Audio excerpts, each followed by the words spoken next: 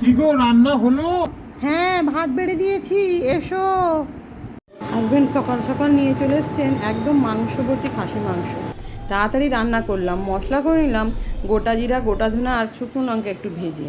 তার উপর তেলে দিয়ে দিলাম চিনি। চিনি দিয়ে আলুগুলোকে একটু ভালো করে নেড়ে নিলাম।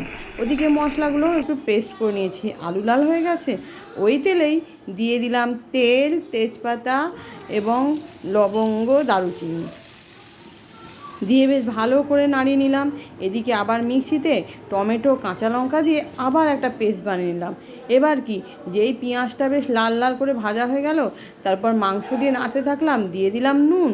তারপর একে একে হলুদ গুঁড়ো, লঙ্কা গুঁড়ো, আদা, রসুন, জিরা, ধনিয়া, শুকনো লঙ্কার পেস্ট, এবং তারপর আস্তে আস্তে আবার দিয়ে দেবো যে টমেটো আর কাঁচা লঙ্কার পেস্ট।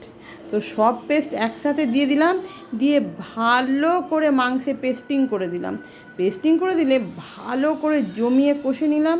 কষে নেওয়ার পরে দেখছেন মাংসের কালারটা কেমন দারুণ হয়েছে, তাই না? দিয়ে এবার কি করব, গরম গরম জল দিয়ে মাংসকে একটু ফুটাতে দিলাম। ফুটানো হয়ে গেলে ওর উপর ভেজে রাখা আলুগুলো দিয়ে দিলাম এবং গরম মশলা দিয়ে আরও টেস্টি করে নিলাম। দেখেছেন মাংসের রং? কর্তার খাবার রেডি।